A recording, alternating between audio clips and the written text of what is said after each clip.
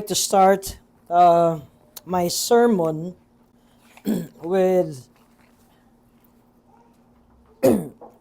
with history, with a historical background of a certain person named Galileo Galilei. This man had a bad conflict with the then Pope of the Roman Catholic Church, Pope Urban VIII. Ano ba ang dahilan kung bakit nagkaroon ng conflict si Galileo Galilei, who is a astronomer, a physicist, or maaring today we may call him a scientist. And so here comes a scientist versus a pope. So it is like science versus religion. Well, Galileo Galilei was a pioneering astronomer who support for the heliocentric model. Ano ba ito? Well, siya ang nagsabi, Copernicus started this heliocentric model, pero siya ang nagturo that the earth revolves around the sun. Now, this was not the position of the Roman Catholic Church. Now, alam ba ninyo na si Pope Urban VIII was a very good supporter of Galileo Galilei then. Pero when Galilei started teaching and pushing what Nicholas Copernicus thought at tinuloy niya ito, now Galileo is building a conflict with the Pope of the Roman Catholic Church. At alam naman natin what the Pope says, God says. That is the Roman Catholic doctrine. They believe that Peter, who is the leader of the 12 apostles of the Lord Jesus Christ, doon nanggaling ang kanilang papa. No? Peter was the first pope, according to the Roman Catholic religion. And so after Peter, ay ang naging representative na ni Jesus Christ ay ang mga popes.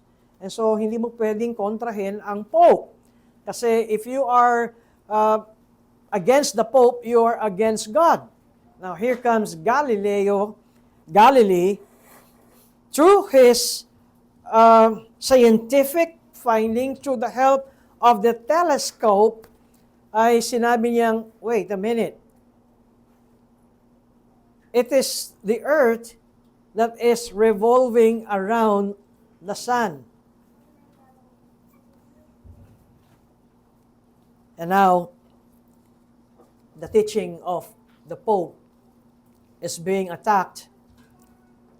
And so what Pope Urban VIII, and of course angered by the heliocentric model, which Pope Urban VIII holds to the geocentric model, na ang araw, ang lahat ay ang umiikot sa ating planetang mundo. And because Galileo was so insistent of his scientific finding, he was put to jail. Now, in 1666, the Roman Catholic Church declared the heliocentrism to be heretical. Why was it heretical? It's because that was not the position of the Roman Catholic faith. Ang posisyon ng simbahang Romano-Katoliko ay geocentric model. And because of that, in 1633, Galileo was tried by the Roman Inquisition and found a heretic person. Kaya kung ikaw ay heretiko, meaning you are against the Roman Catholic faith, you are equals a criminal.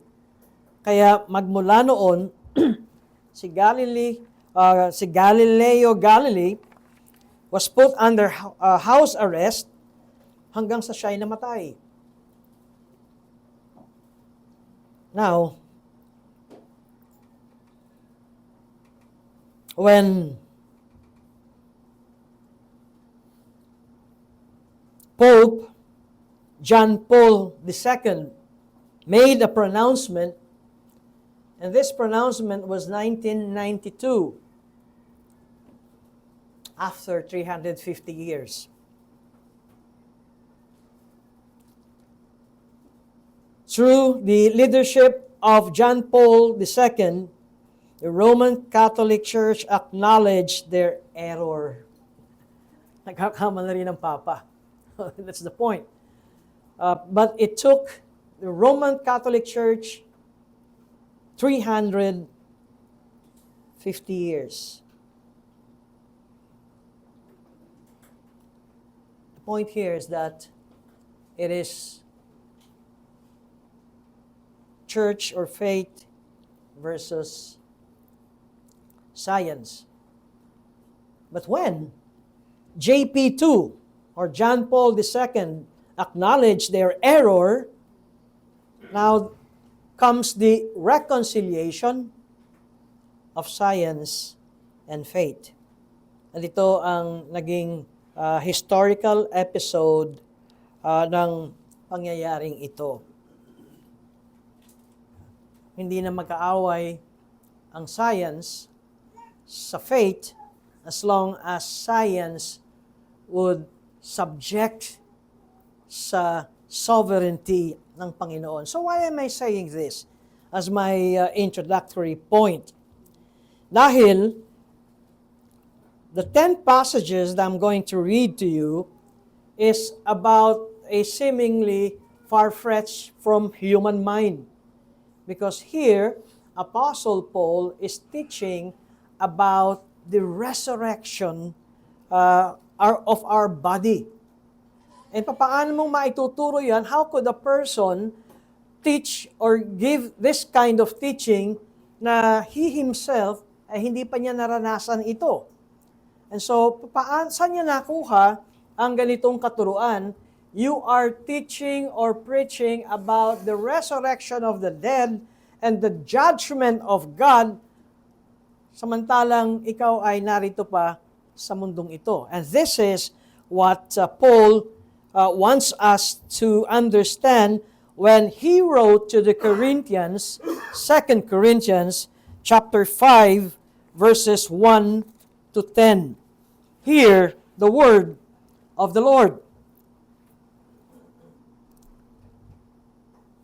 For we know that if the tent that is our earthly home is destroyed, we have a building from God, a house not made with hands, eternal in the heavens.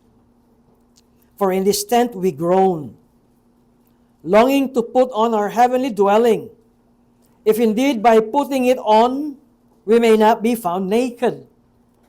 For while we are still in this tent, we groan, being burdened, not that we would be unclothed, but that we would be further clothed, so that what is mortal may be swallowed up by life. He who has prepared us for this very thing is God, who has given us the Spirit as a guarantee. So we are always of good courage. We know that while we are at home in the body, we are away from the Lord. For we walk by faith, not by sight. Yes, we are of good courage, and we would rather be away from the body and at home with the Lord. So whether we are at home or away, we make it our aim to please Him. For we must all appear before the judgment seat of Christ, so that each one may give or may receive what is due for what he has done in the body, whether good or evil. We thank you, Father, for giving us your word, for teaching us our future state, our heavenly dwelling. Though we are not yet there, but through your word, Apostle Paul, your servant, is teaching us and preparing us and giving us understanding as the Holy Spirit will open our minds that our lives are not designed in this world. For this is like a tent, a temporary living compared to the eternity in heavens. Give us a teachable mind as we study these passages. In Christ's name, Amen.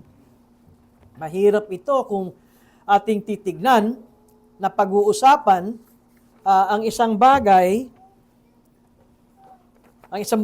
na hindi pa nangyayari.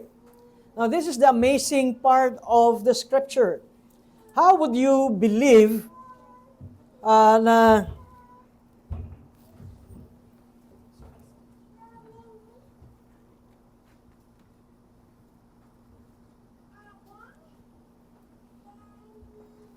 how would you believe the certainty of in the future? Halimbawa, how would you believe that this will happen wherein it is still in the future?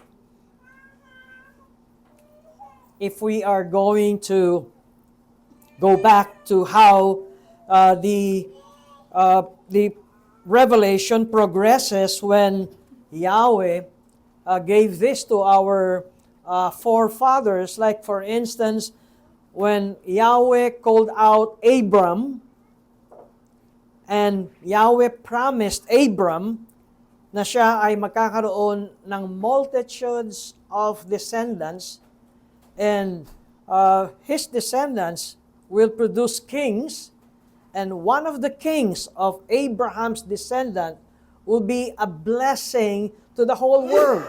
Now, the promise was given more than 500 to 800 years. In fact, even more than 1,000 years. The promise occurred for so many years that passed, and yet Yahweh, the Lord God, promised this to Abraham. What's fascinating is, ang haba ng panahon, yung time frame, and the scripture said, and Abraham believed God. Ito ang isang halimbawa ng future na dagdagan pa natin yung problema. Abraham was already an old person. When the Lord promised that Abraham will bear a child, ang pangakong yun ay 75 years old si Abraham. 75. Magkakaroon ng panganay na anak. And it took more than 10 years. When Abraham became the father of Isaac, Abraham was nearly 100 years old. Dagdagan pa natin ang problema, Sarah was barren. And because God made that promise, nangyari ito. Now, fast forward, as we go to these passages na binasa natin, because it is the Word of God, and Apostle Paul is one of the ministers of the gospel of the Lord Jesus Christ, yung kanyang tinuturo dito, although hindi pa natin ito nararanasan, the question is, are we going to just put it in a corner or believe what Paul wrote to the Corinthians? Ngayon, ilang taon na ba ang nakalipas nang ito ay sinulat ni Apostle Paul? And right now, we are still reading it and waiting this event to happen. Bakit ko sinasabi ang mga bagay na ito? Because even today in our lives, para bang ang mga tao ngayon ay ang kanilang paniniwala, they believe that this is what life is. Itong buhay natin ngayon. There is no more beyond. There is no more future. And you would know na ang mindset ng mga tao ngayon ay pang-present na lamang. Look at their lives. How do they prepare their lives? Tingnan niyo ang buhay ngayon. Ang natatandaan ko nung panahon namin ay yung kasabihan na may magpakasaya na kayo sa mundong ito dahil ito na lang ang ating mundo. There is no new world. There is no beyond. And that is why makikita natin ang mga tao, ang kanilang isipan at pagpaplano ay pangmundo. Let me ask you, what is your plan? How do you plan for your future? Ang future ba ninyo ay future from 10 years from now, 20 years from now, or even 30 years from now? Or we are looking more years, and we are looking for the future coming of the Lord Jesus Christ. At kapag siya'y bumalik na muli, there will be a new world, the new heavens, and the new earth. Hanggang saan, let me ask you this, hanggang saan ang iniisip natin na kinabukasan natin? Now, as I look dito sa ating kakaunting attendees dito sa ating small chapel, how many are children? How many are, I would say, teenagers that attend church or hear to the preaching of the Word of God? Alam niyo kung bakit kaunti? That is not their world. Sa mga bata, what they are thinking of is baon tomorrow, praying that Christmas will arrive, I might receive a new iPhone perhaps, or a new cell phone, o pag dumating si Ninong from abroad, anong tingin niya? iPod, iPhone, gadget, and that is his life.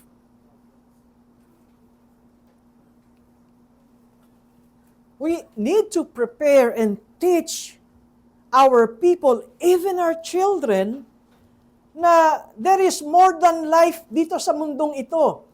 You know, I am one of the children na nung panahon namin ay merong comics, Looney Tunes. After that Looney Tunes, may lalabas na, that's all folks. Para bang, that's all. Yung natapos yung comic, yung cartoon, tapos na yon. Kaya ako naman, I'm looking for another day. Tomorrow, after class, hapon, nasa bahay na kami, and I'm very excited to wait for another cartoon. Yun ang aking kaligayahan. I hope that we would learn dito sa sulat ni Apostle Paul. In fact, although I read verses 1 to 10, I would ask you to take the context na umakyat. The main point is from chapter 4, verse 13 to 18, and this is what Paul wrote. For verse 13 and following, since we have the same spirit of faith, according to what has been written, I believe, and so I spoke. We also believe, and so we also speak, knowing that he who raised the Lord Jesus will raise us also with Jesus and bring us with you into his presence. So, if you would see the context, Paul is teaching about the resurrection. And he started, nauna na si Jesus, Jesus was resurrected from the dead. And so, there will also be a resurrection from the dead. At tayo na mga Christians will face Him face to face.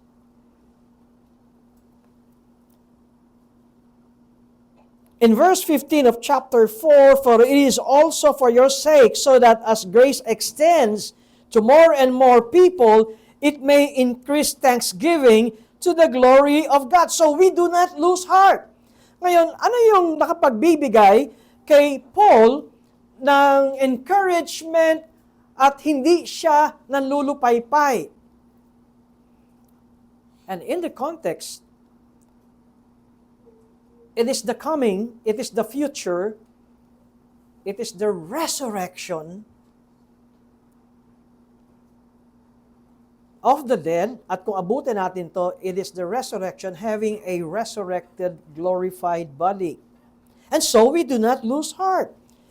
Though our outer self is wasting away, our inner self is being renewed day by day. For this light momentary affliction is preparing for us an eternal weight of glory beyond all comparison. Paul is future-minded, future-focused, and that focus is the coming of the Lord Jesus Christ. And verse 18, as we look not to the things that are seen, but to the things that are unseen. Well, the resurrection is yet to be seen. Sa ngayon, it is still unseen. For the things that are seen are transient, but the things that are unseen are eternal. For we know, chapter 5, verse 1, for we know that if the tent that is our earthly home is destroyed, we have a building from God, a house not made with hands, eternal in heaven.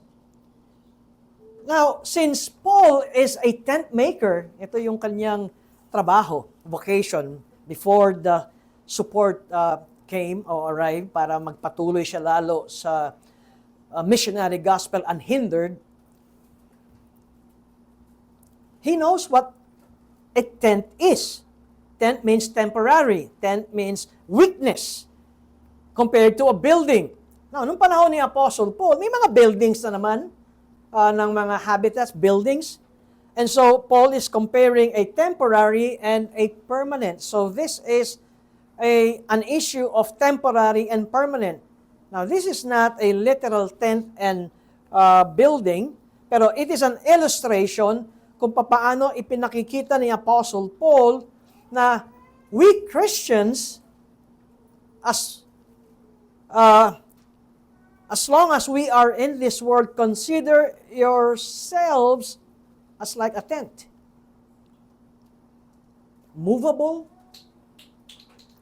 perishable, weak, marupok,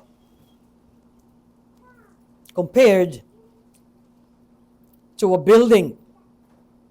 And so the early tent that Paul is saying here can be destroyed.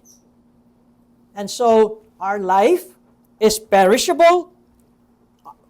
We are mortal body of this age, and we suffer. Walang taong hindi nagsasuffer sa mundong ito. All of us ay nagsasuffer. The affluent ones and the poor people both suffer. I always would like to use the illustration of Steve Jobs, who became super billionaire, and then gusto ko siya sa magsalita, although sabi niya he's not a good public speaker, but he became very wealthy. Nakita ba ninyo yung kanyang video and yung kanyang picture during his last days? He was so, butot balat, flesh and bone. Ganun. Parang skeleton na binalutan ng balat.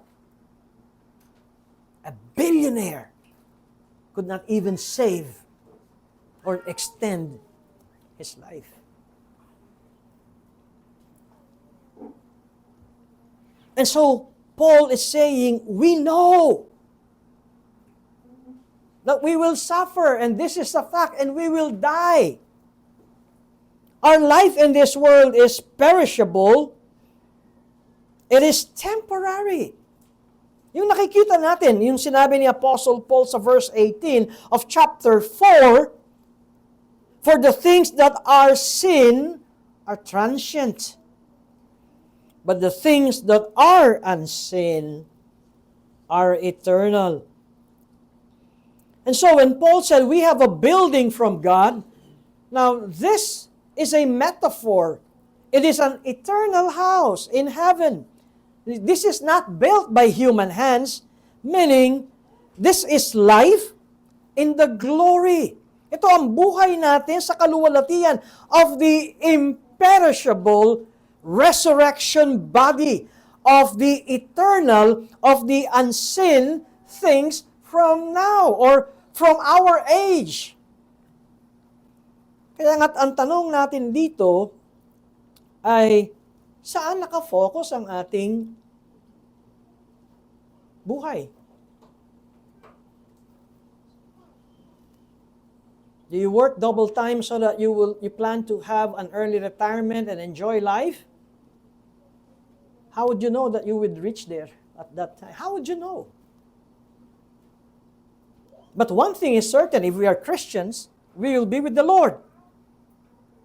Now, tignan natin yung tinuturo sa atin ni Apostle Paul between the metaphor of the early tent and the building. Again, it is the difference between the permanent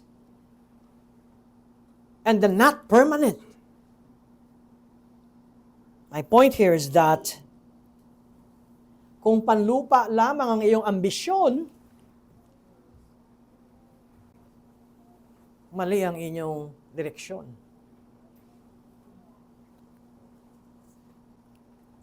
Hindi ko sinasabing masama ang mag-ambisyon,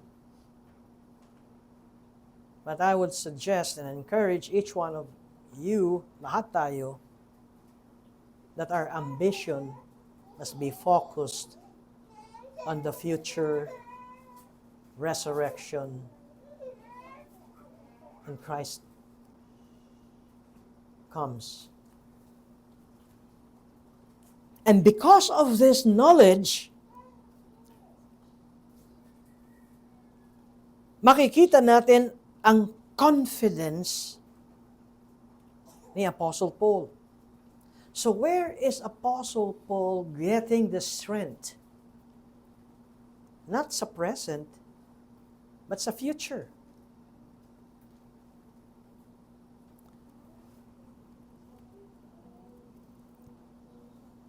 Paul's confidence is in God's future provision. And yet, Paul is honest to say, although he is confident, but he groans.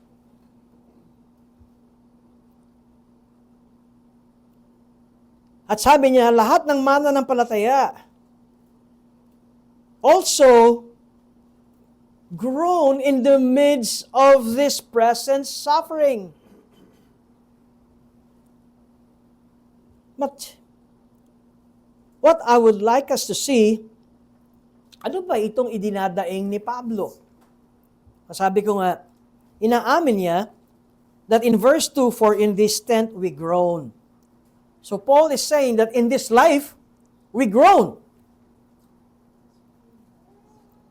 Now, ano yung kanyang idinadaing? Doon mismo sa verse na yan, makikita natin, for in this tent we groan, longing to put on our heavenly dwelling. So Paul is groaning na ano ang kanyang groaning? He longs for the second coming of the Lord Jesus Christ.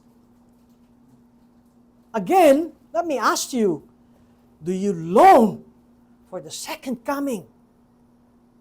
Or do you long to be wealthy in this world? Ang sabi ko nga, I'm not against being wealthy. Well, if you're wealthy and if you are a wealthy, generous Christian, the church will be happy. Right? Because you will be a generous giver as well. More money, more souls.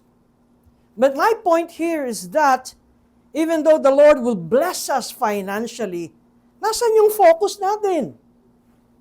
Si Apostle Paul, ang kanyang sinasabi, ay nandun ang kanyang longing to put on our heavenly dwelling. And so, my point here is that, and this is the title of my sermon, is that Paul's point is that the groaning of anticipation that comes from God Himself. It is God who put or placed this longing sa puso ni Apostle Paul, and all the more, Paul keeps on groaning na sana dumating ka na, Panginoon. Or sana wag muna, Panginoon, payamanin mo muna ako. Di ba, bago ka dumating?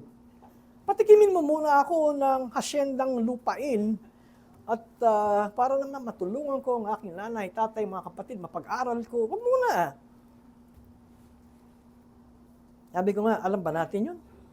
Can we see our future? No, we cannot.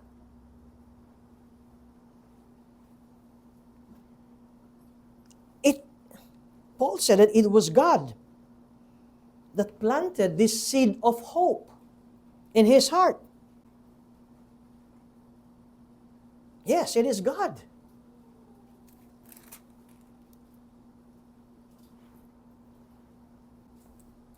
Tingnan niyo sa 4 verse 13.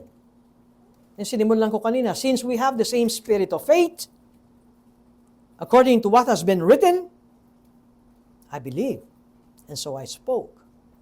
We also believe, and so we also speak, knowing that He who raised the Lord Jesus will raise us also with Jesus and bring us with you into His presence.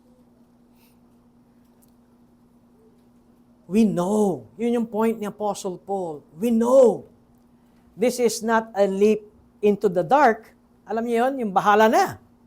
Oh, this is not Christian faith. Christian faith is not bahala na. Christian faith is, I know, we know. There is not only a mere knowledge, pero there is a deep conviction that all of these promises will be fulfilled by our God, by our Lord Jesus Christ. Kaya nga, in spite of the suffering that Paul was experiencing sa kanyang letter, alam niyo, kahit na nga ikamatay niya para sa kanya, matandaan niyo yung sinabi niya, kung siyang tatanungin, anong gusto niya? To be with the Lord. To die is gain. Pero kung hindi pa siya kukunin, sabi niya, it is a ministry and blessing sa inyo, Christians. And that is what Paul is saying, that he longs to be clothed with his heavenly dwelling because he can assume na he will not be naked. Now, Paul will not never be naked, just like remember when Adam and Eve fell, nung nagkasala sila, they were naked. Di ba nagtago nga sila when they heard God walking in the midst of the garden and they sewed fig leaves, di ba? Kasi they were naked. Pero Paul here is referring to his being a child of God, and then ay magkaroon siya ng resurrected body. So this is a positive groaning, I would say, because in chapter 5 verses 2 and 3, This is a longing, this is a groaning, longing to put on the heavenly dwelling.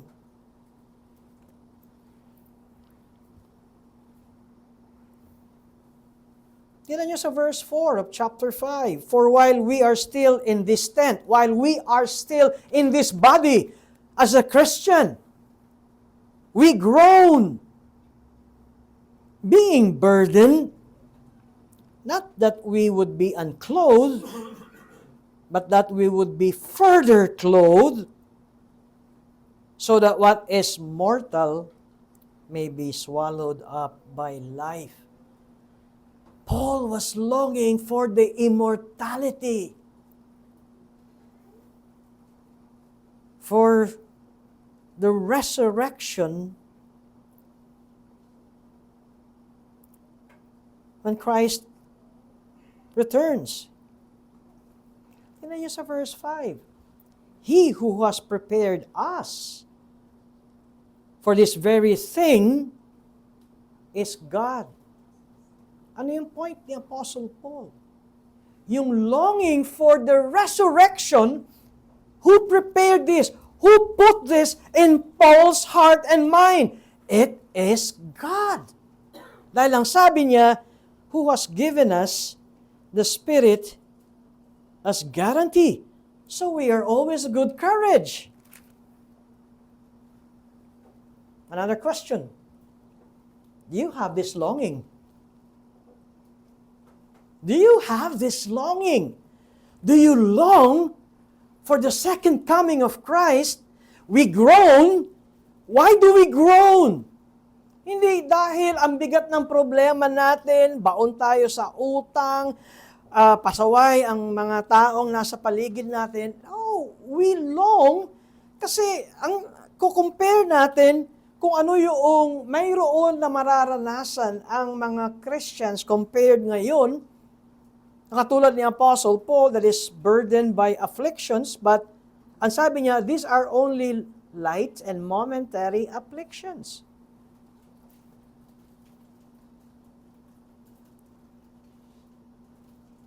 His longing is longing to inherit the eternal life. Not the eternal life today, as we are already saved, mga ligtas na tayo. Pero Paul is longing to inherit the eternal life of the age to come.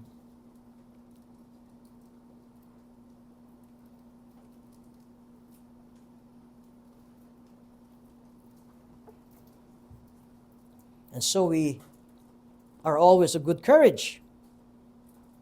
We know that while we are at home in the body, we are away from the Lord. Anong ibig sabihin? Hanggat buhay pa tayo, ay wala tayo sa Panginoon.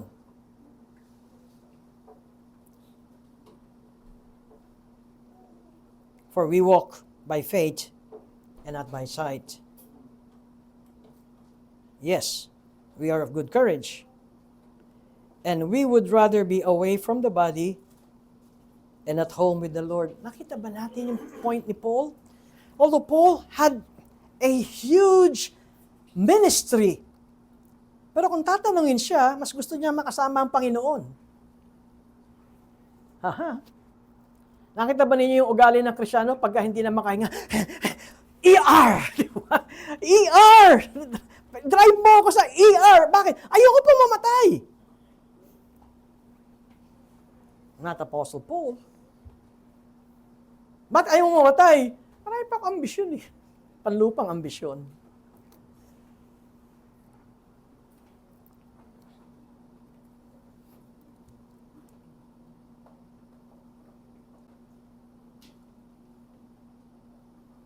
Paul,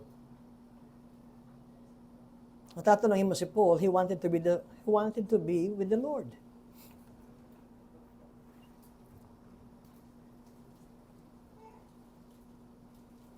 So whether, verse 9, at home, whether we are at home or away, we make it our aim to please Him. Another question. Ito ba yung ating kaluguran to please God?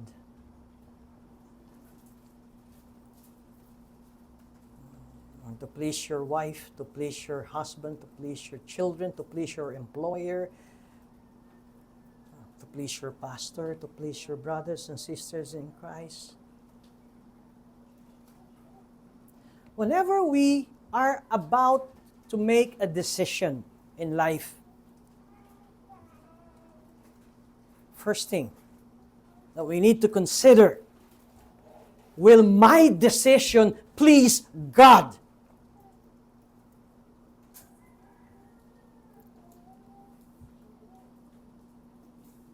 Dahil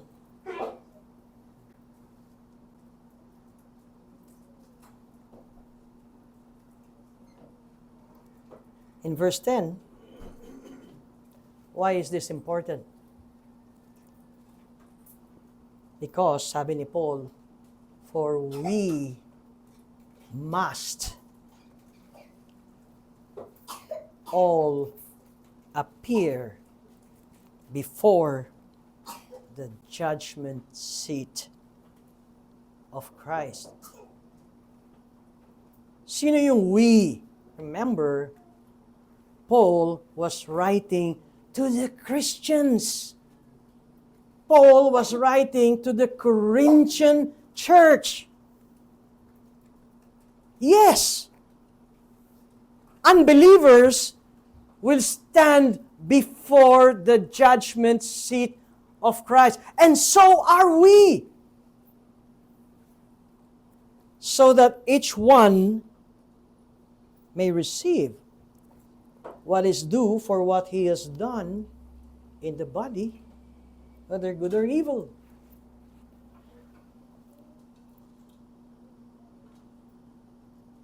Why do we aim to please God? Well, so much sa mga preaching that now that you're a child of God, now another blessing is that you are the adopted child of God. Now you belong to the family of God. There is therefore no condemnation for those who are in Christ Jesus. Yes, we'll never be condemned. We will not be condemned because now that we are saved and we belong to the family of God. But that doesn't mean na hindi tayo susuriin. I'm not saying that we may lose our salvation. No, that's not the point. Pero what's the point here of Apostle Paul? Sinabi niya, so whether we are at home, so whether we are still breathing and living in this world, or with the Lord, we aim to please Him. Because there's judgment coming. For we must all appear before the judgment seat of Christ. Alam nyo,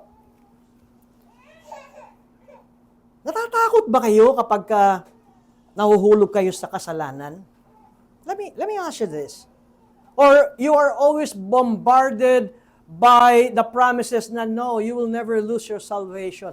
All you have to do is confess your sin, approach God, and admit that you are a sinner, and ask for the cleansing of the blood of Christ, and that's it. Do you fear the judgment of Christ sa buhay mo? Ba't ko sinasabi ito? Well, in a sense, to fear God's judgment is a sign that God is at work to strengthen you, to encourage you, and to guide you to keep on walking according to the ways of God.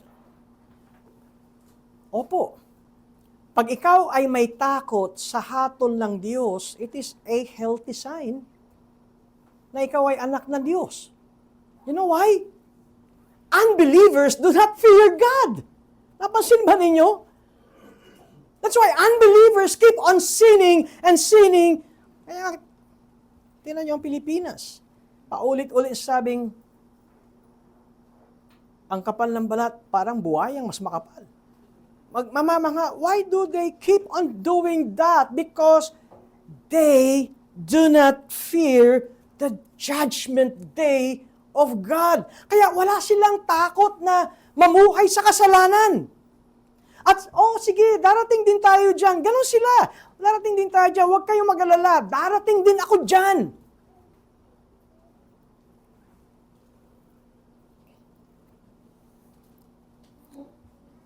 Unbelievers do not fear the judgment of God. That's why there is no repentance in their lives.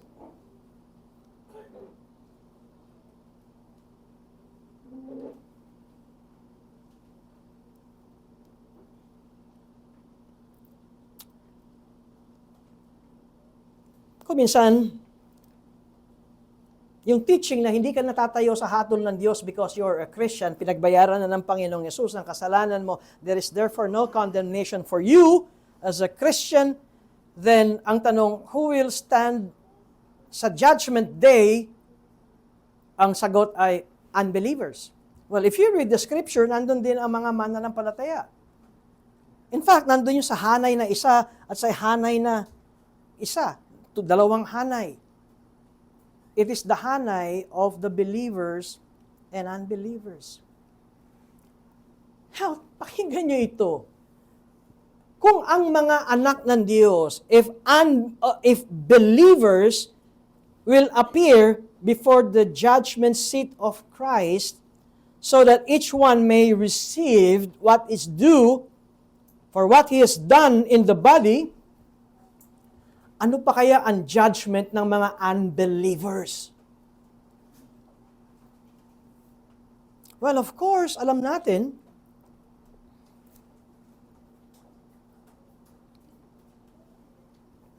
that the point here is that when God saved us, the Holy Spirit dwells in us, and so we have sufficient gifts ng Holy Spirit. And we know that the reason why God saves us is not only to put you in a corner and just wait for your huling tibok ng buhay nyo at kayo'y kunin sa langit. No. You need to look for a church where you could share the gift that God has given you. The judgment day will be a day, at ang sabi dito ay, so that each one may receive what is due for what he has done. Anong ginawa natin sa buhay natin bilang anak ng Diyos? Not to be thrown out sa impyerno, not to be unsaved, pero this is a judgment day of our future rewards. I would tend to believe this way. Kaya nga, for what He has done in the body, whether good or evil. May judgment pala kung anong ginawa natin sa mundong ito habang tayo ay nabubuhay.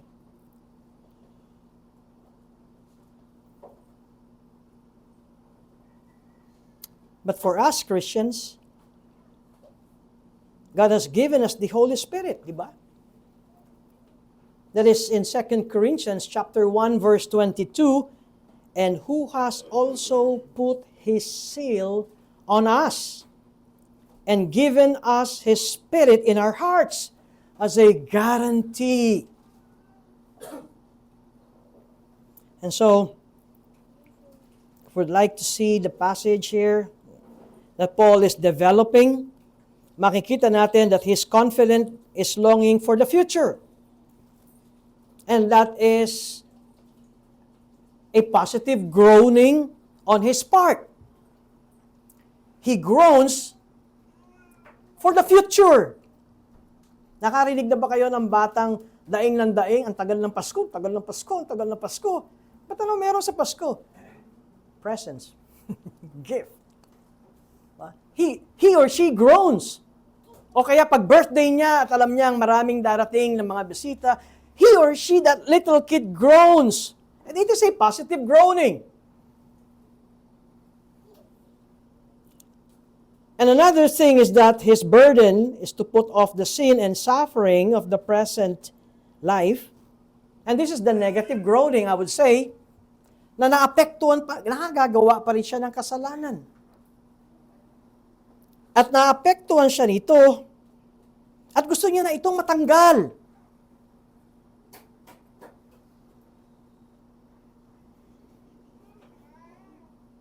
And Paul is teaching us that we Christians ay meron ng deposito ng Diyos.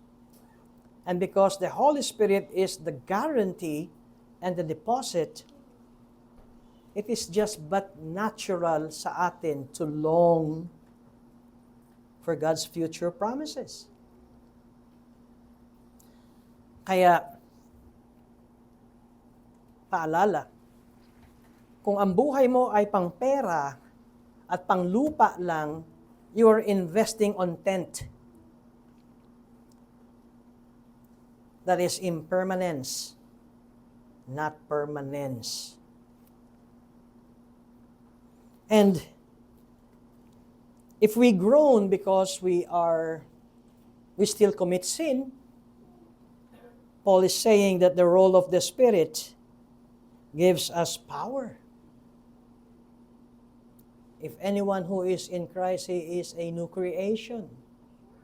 Now, because we have this new life, and the Spirit gives us power, that we may obey and fulfill the commandments of God. Nakita ba ninyo yung point na gusto kong ituro ni Apostle Paul?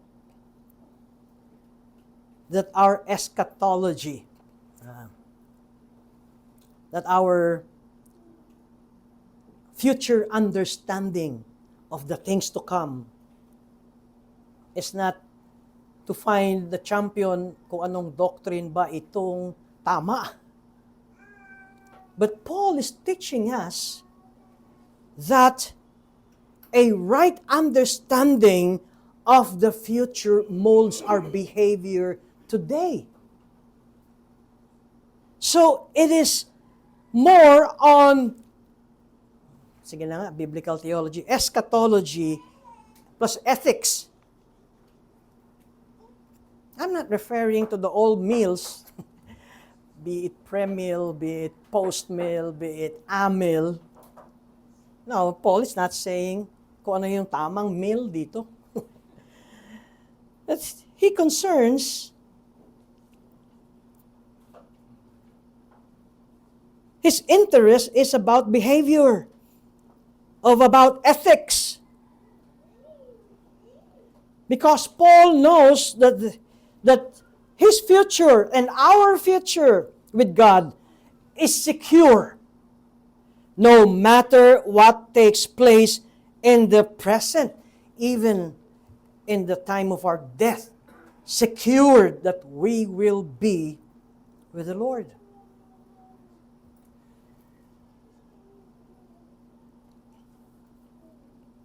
And therefore, Paul encourages us that we live by faith and not by sight. And that is his confidence. It is impossible to see now sa ating physical eyes the fullness of the resurrection glory, but by faith, as we read the Word, face value, we accept what the Word of God says. And so there's the confidence of Paul in God's future. Remember, it is God's future, meaning it is faith focused on God's promises.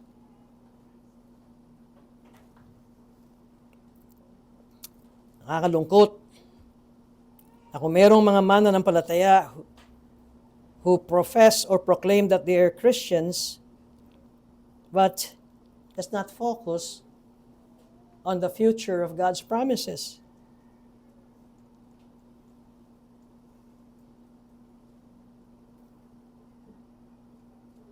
Paul here states clearly that instead of him desiring a prolonged life on earth, at di ba ito ngayon yung direksyon ng mga tao ngayon? To have a healthy life, prolonged life. Take note of the people today. Well, I'm not against if you're a health buff, no? Kung anong diet ang inyong kinakain.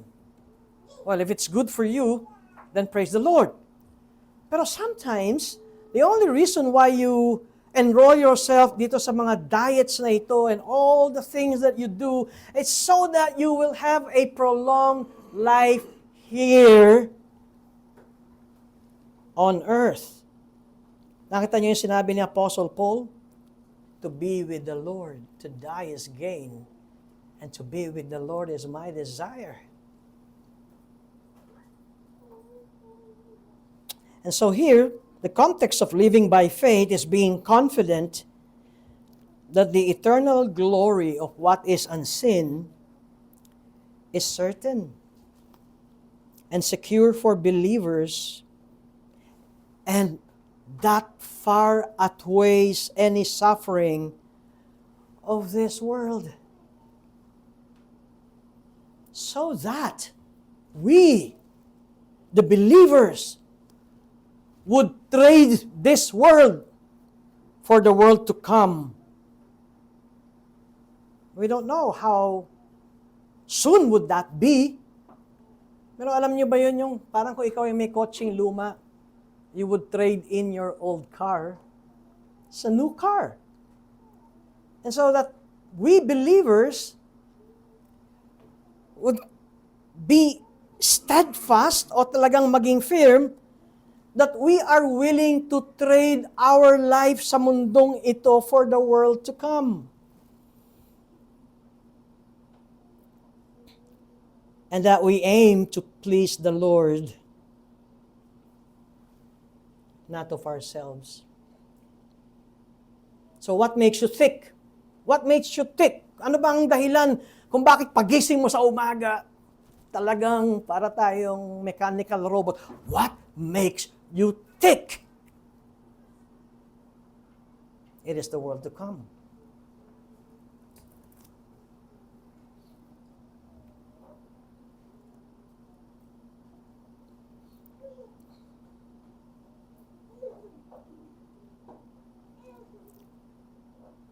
There is a universal judgment coming, my brothers and sisters.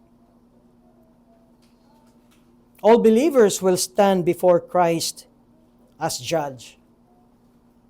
All unbelievers as well will stand before Christ as judge.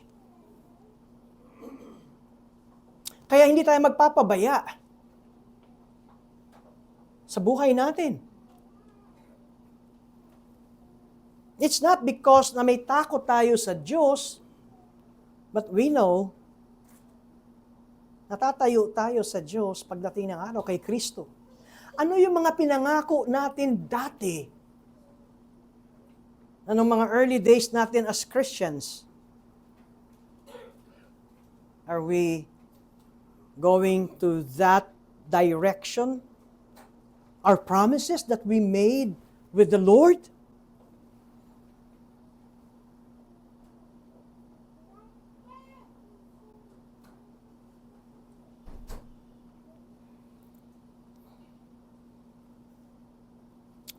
And Paul's purpose here is that for Christians, that it would make clear that though our salvation is certain, but still,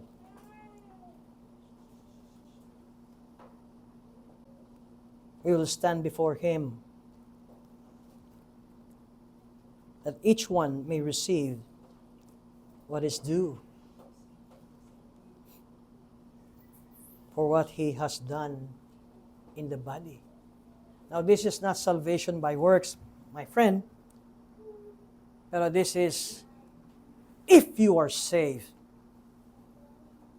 Sabi ni James, if you have faith, And if your faith is indeed true, show it to me.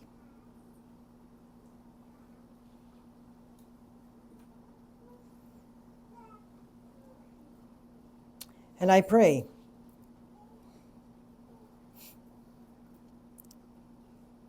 that we also need to think of the day when we die.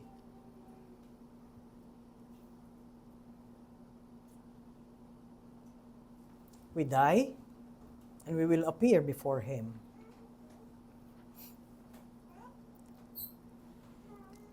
I hope that we will die well. Alam niyo ibig kong sabihin?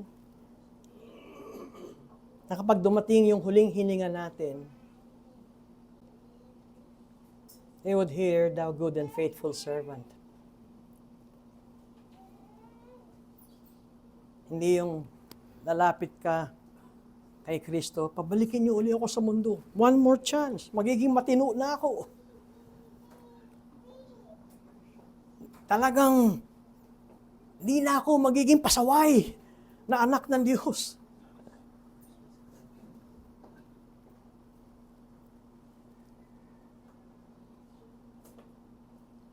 And understanding this will prepare us that our behavior will bring glory to Christ. And I would close with this.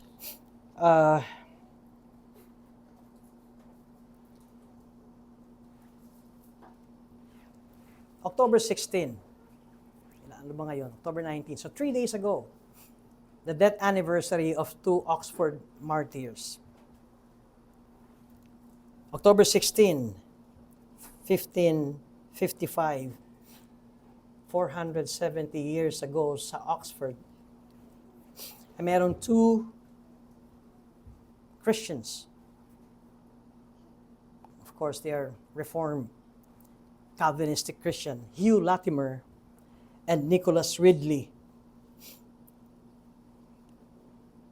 Well, perhaps hindi nakikilala ito ng mga Reformed churches, but it is like when Paul said dito sa kanyang sinabi, "So we are always of good courage. We do not lose hope. We do not lose heart." Dahil ito ang sinabi ni Bishop Hugh Latimer sa kanyang kasama na si Nicholas Ridley when they're about to be burned sa stake. Nakikita ba niya yung mga drawing, yung tinatali sila sa pole, makatali. Just imagine, itong magkasama na ito, back to back ay nakatali at punong-puno sila ng mga tuyong sanga to be burned. Why? Why? Because the Queen of England, na tinawag na si Mary or Bloody Mary, who was a Roman Catholic devotee, ay galit sa mga reform. Buti na lang, di tayo pinanganak noon, panahon yun, kundi baka kasama tayo sa nasunog. Queen Mary, gustong burahin ang lahat ng mga Reformed Christians. And so Queen Mary persecuted all the Reformed Christians kung maikukulong at masusunog sila kung kinakailangan. And because Bishop Hugh Latimer and Nicholas Ridley, si Nicholas Ridley ay scholar, a 20 years younger than Latimer, ang kanilang naging parusa ay kamatayan. And this is the famous last words of Bishop Hugh Latimer to Nicholas Ridley. And I'll quote, ang sabi niya, "Be of good comfort, Master Ridley, and play the man. We shall this day light such a candle by God's grace in England, as I trust shall never be put out." At nangyari nga. Matapos silang sunugin. At nung namatay si Queen Mary, Reformation again was experienced by England at mas lalong naging matibay sila. But my question is, why were such men burned at the stake? What were the great convictions in which they lived and for which they were prepared to sacrifice life itself? What made their lives and testimony to Christ's gospel so powerful? Na kahit sila'y, alam niyo yung kanilang kamatayan ay hindi ito yung katulad ng lethal injection na para ka lang pinatulog. This is burning at the stake. Napaso na tayo, di ba? Konting paso lang, lundag na tayo ng lundag. Ito, buong katawan. Do we today share either their convictions or their faithfulness? And if you want to read their lives, nasa Fox's Book of Martyrs. Though they are dead, they still speak to us and remind us. Ang buhay sa mundo compared to our future life is of no comparison. Anong buhay nyo? Gusto kong ibalik uli yung tanong na yan sa atin. Bakit kayo subsub sa aral?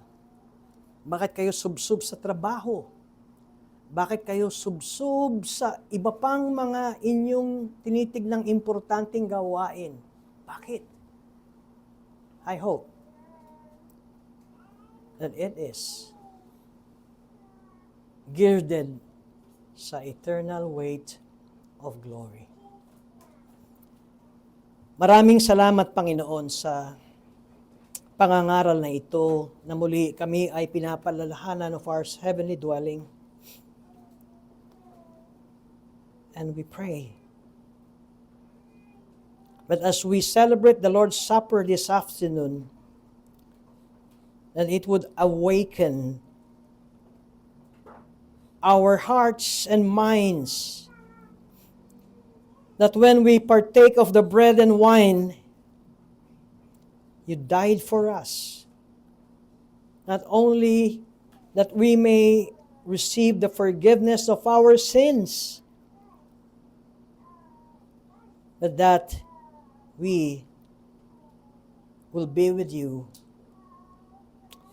when you return, and being with you on that day will be forevermore. May we also be reminded that yes, we will not be condemned anymore because Christ paid the penalty of our sins. But you have given us gifts that we may use it for your glory. May we be found faithful, that the gifts that you have entrusted to us will be bountiful and be blessings to other people. May we not be a tamad na anak ng Diyos, but instead, for every opportunity that you have given us on a day-to-day basis, that we will use it and make each day a day worth glorifying to you and walking worthy according to your calling that you have given us. Thank you for your word in Christ's name. Amen.